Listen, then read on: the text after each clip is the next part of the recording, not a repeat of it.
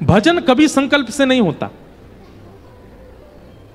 संकल्प से स्वार्थ की चीजें होती हैं, प्रेम नहीं होता, और भजन प्रेम में आता है। इसलिए कई लोग मुझसे यह भी पूछते हैं कि महाराज जी नाम जप कितना करना चाहिए? अनगिनत, गिनती नहीं होनी चाहिए। जितनी क्षमता है उतना होना चाहिए, और क्षमता से अधिक होना चाहिए।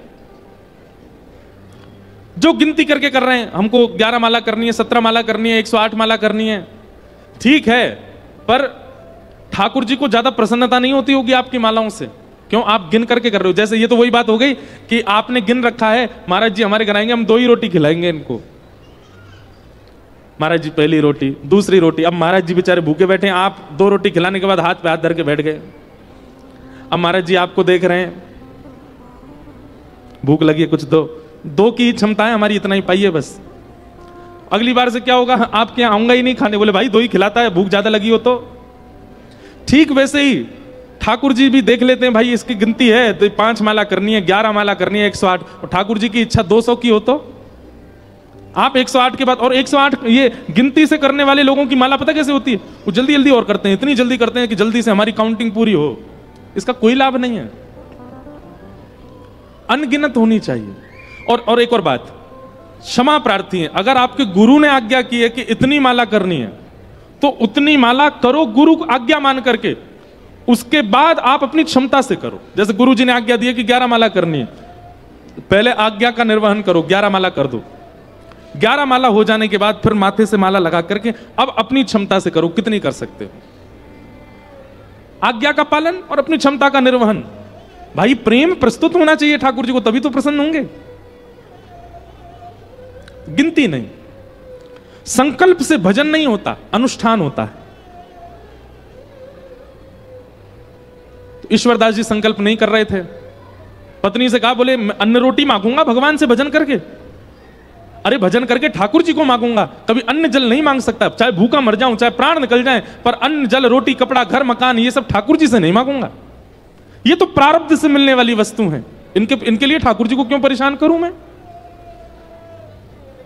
ईश्वरदास जी ने अपने पुत्रों को गोद में सुला दिया और ऐसी खाली कढ़ाई अग्नि के ऊपर रख दी।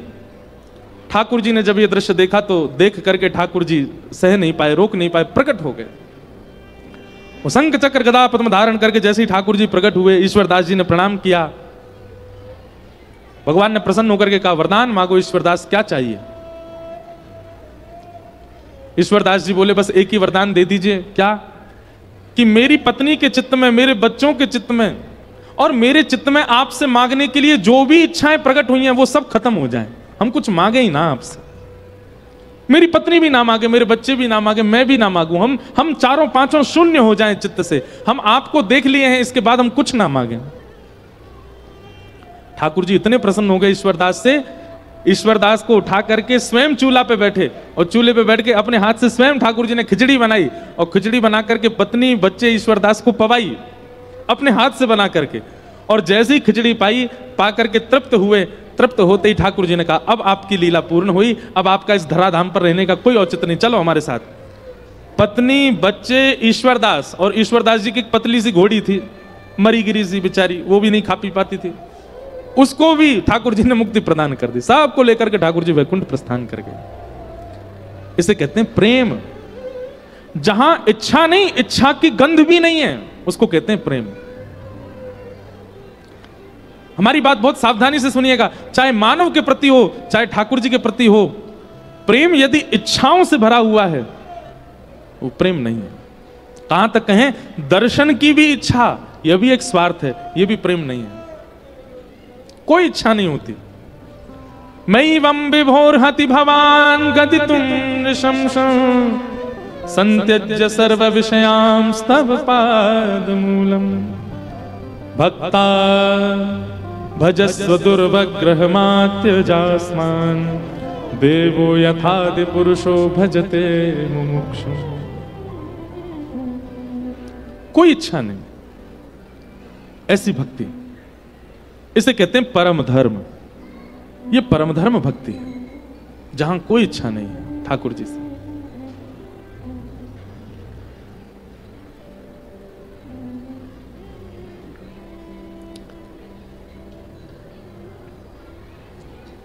धर्मस्वनिष्ठिता पुंसां विश्वक्सेन कथासु नोत्पादये दधिरतं श्रमेव हि केवलम्।